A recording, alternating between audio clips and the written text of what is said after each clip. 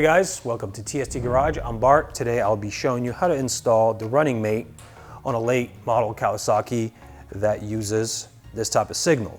Here in front of me you'll see our Nexus signals. This is the replacement that we build for these bikes.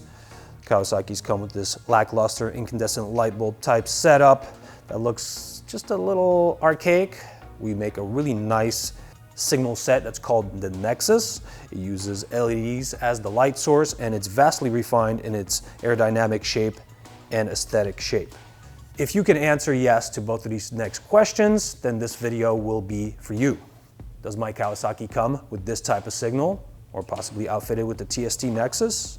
And do I want running light functionality from my signals? If you answered yes, then this video is for you. The running mate adds running light functionality to your signals. What does that mean? Kawasaki by default comes with no running light in the signal lamp. Anytime you power on your bike and there's no light coming out of the signal lamp, that means you don't have running light in that lamp. Now, we are going to face some challenges to actually have running light coming from there, since Kawasaki did not by default wire up the signal connection to have that running light lead, but this is why we provide a comprehensive kit that does all that for you. Now, these signals are equipped on several different models of Kawasaki, so although I do have a Ninja 650 behind me for the demonstration purpose, this video will instruct you on how to install these sets on any bike that possesses these lights. Without getting too complicated, I will go through the steps pretty broadly, and then I'll give you guys tips on how to connect this on every single motorcycle that does have these lights. It's a fairly simple installation, I think. For the actual physical installation of the lamps, we do have separate videos showcasing the steps necessary on every single bike that this light fits. So look for that on our YouTube channel or tstindustries.com. I'll just brief over the electrical connection here for the easier parts so that you guys can get the gist. Everything is wired up, plug and play. We have OEM connectors interfacing with the lamp connector, and then subsequently the harness connector on the bike. As you can see here, we have the same connection on the OEM light as on the Nexus. So both of these will benefit from plug and play connection. As I mentioned before, we do only have 2 wires coming out of the OEM harness for the signals on the bike. So that will power the signal function and then have a ground. We've included this extra connector here with a male bullet connector on the signal side, so that we can make use of our running light connection kit for these bikes. Basically what you do is plug this together, snip appropriate length of wire off this, find a switched and fused power source on the bike, and make the use of our positap connectors to get that connected and therefore running. Let's open up this motorcycle and I'll show you how to get this done. I have allowed myself to disassemble this bike more than necessary. This is basically so I can show you guys exactly what I'm doing and make you aware of the choices I'm making along the way. You will not likely need to take all of these panels off. Again, this is for demonstration only. This is our left side signal connector on the harness. This is where our OEM signal came out of. So if you have either the OEM or the Nexus plugged in there, it's basically plug and chug, good to go. And there we go. When you shut off the signal lamp, this goes dead, it goes dark, and doesn't operate. So here what we're trying to do is add the running mate module, which happens in series. There's only one way to plug it in. There we go. 2 wires here, 2 wires here, goes through our circuit. We need to connect the running light lead somewhere to a switched and fused power. I'll explain in just a moment what that means. But if you were to lose this connection, we're still operating the same way the stock system is operating. So now we need to figure out where to connect our positive for the running light. Now, what do I mean by switched and fused? Switched means it does not continuously operate with the vehicle off. As you turn the bike on, that goes live. As you shut it off, it goes dead. This is for the purpose of not having these lights running constantly while the bike is off. Now, what does it mean when I say fused?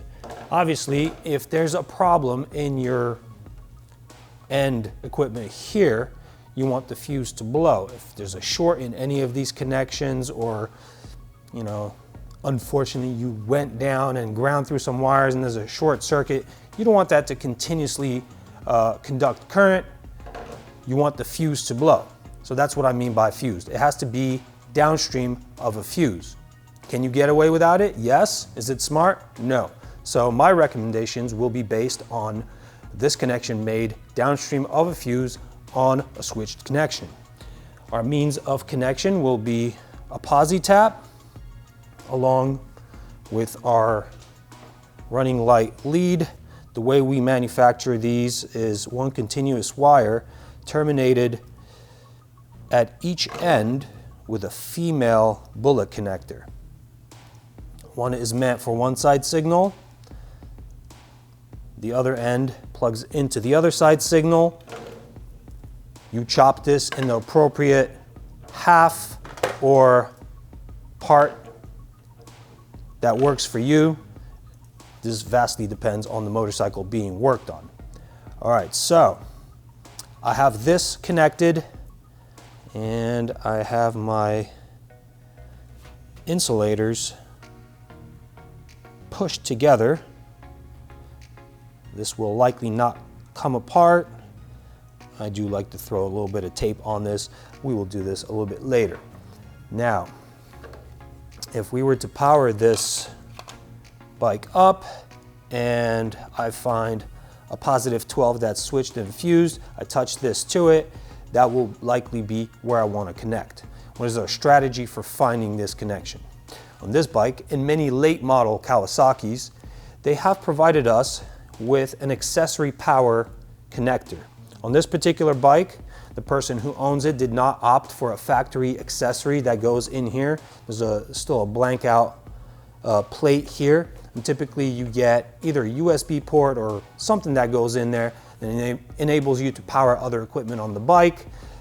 They do wire up a power connection to it should you choose to go that route. So there's usually some kind of a connection present around one of these components that is switched and fused. Here we have a black and yellow wire and a white and black wire. On this particular bike, I know that the white and black will be my positive 12. So if I were to tap into this, this will actually work for me. Let's test that out. I have the bike powered up. If I touch this conductor to the appropriate conductor in there, I will light up my signal. And there you go.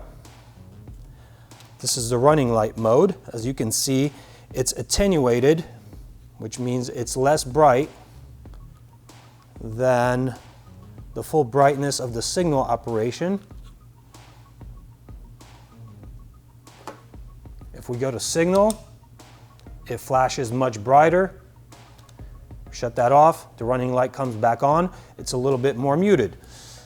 We chose to attenuate the running light because that is an industry standard on most motorcycles, and plus, you don't want to run around the streets murdering people's rods and cones in their eyeballs. So that is why we made that choice. All right, if this is not your flavor and you want to connect somewhere else, I'll give you several more strategies.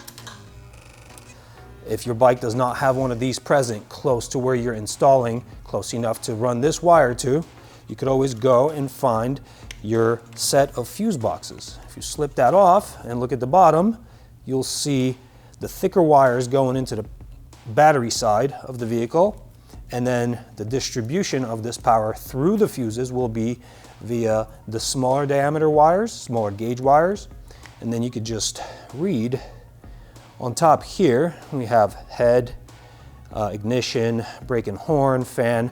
You obviously want to go somewhere where it's constantly on. So headlight will be one of those, and brake and horn will be powered all the time as well, just waiting for the actual impulse from the controls. Those two are pretty fair And you can do that. If I were to tap into this, I would go into headlight because I know that operates constantly. On this particular bike, you turn it around and you find those here, and you can tap one of these. No problem. I still intend to do it here. This is the easiest, but should you not have the luxury of having this on your bike, I'll give you several more strategies here. Now, if neither one of these works for you, what do? We always have the opportunity to tap into the running light in the headlight or the actual headlight circuit. Those are accessible under here. It's really tough to demonstrate, but we do have a harness coming out of the headlight right here, and we can unplug this and test some of the functions. Now, on different bikes, it'll be different functions in a different plug.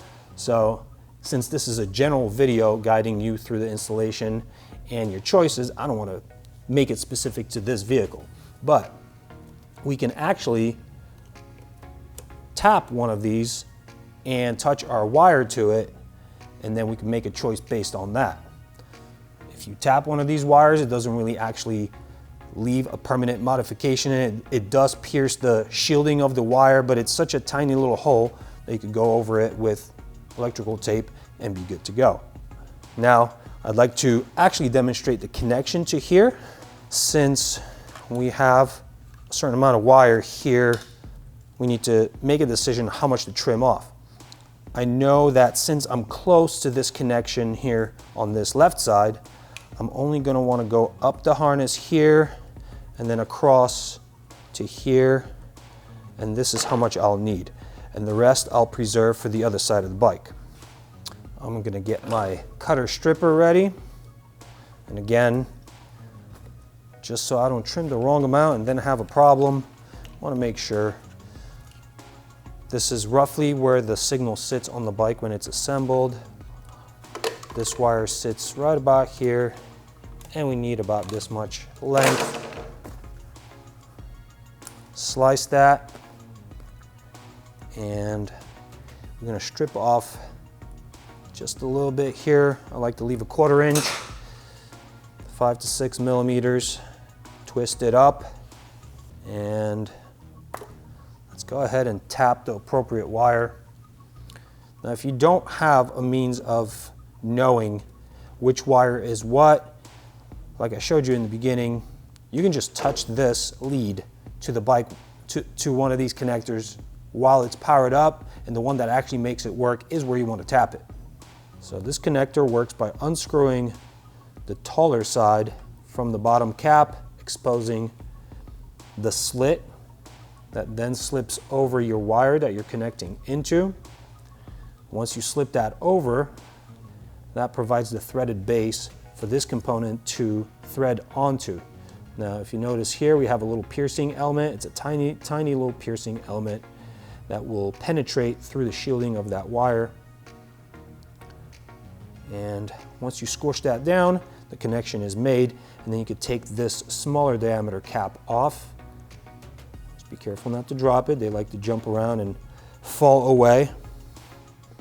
Now, this isn't going to be my permanent installation here. I'm just testing it so that I know, should I move to the next side, the right side of the bike, this is going to work, and all I have to do is connect the other side to here and then go through cable management. All right, and let's see if it works. There we go. Running light, signal light, we're good to go. So now at this point, I would jump to the other side, make the same connection on the other side. This means plug my signal through the running mate into the harness like you see here. The section of wire that I cut off from this running light connection kit will then also get stripped on this side. Roughly same amount, maybe a little bit more. And then you run it to the other signal, connect it, and then after you're done connecting it and everything's jiving, you'll remove this connection that we made previously. Twist these wires together. You want to connect them both into this wire here. I actually find it easier to take off the little cap and slip it over my exposed wire. I like to make sure that none of these strands stick out. It's important so that this wire that has positive 12 connection doesn't actually have the capability of grounding out on something and causing a short circuit. You don't want that. If you're unsure about the safety of that connection, not posing a risk of short circuit, I recommend putting some electrical tape around here. As you can see, it's tough to get both of these wires in there without some exposure, so I highly recommend throwing some electrical tape over it, preventing it from making contact with any other components. All right, I'm gonna put it back in place here just because it's a nice placeholder. This wire will go across the frame to the other side so that we make the connection on the other side. And this wire here gets routed through. You would most likely want to do some sort of cable management. You could use either electrical tape, like the factory did here between these two looms, or you could use wire ties and get your cable management done so that everything's neat and away from other components, moving components and whatnot. And then mount the light into your fairing the way it is demonstrated in our other physical installation videos, and then you're good to go. And there you have it. We have our running light and we have our signal light, both functions out of one lamp that previously did not have running light functionality. Pretty simple install, as you could tell. This was a very generalized instruction for all the different Ninja motorcycles that have this type of light. I empowered you guys to connect this to just about any motorcycle that has this setup. If you like what you see, check out tstindustries.com. We have these parts ready to go. We also have some other parts for this bike and other bikes that you may have in your stable. Hit subscribe, give us a comment. I like to hear from you guys. I like to see where we're at with what we're doing for you. Always appreciate that. Thanks for watching. Ride safe. See you later.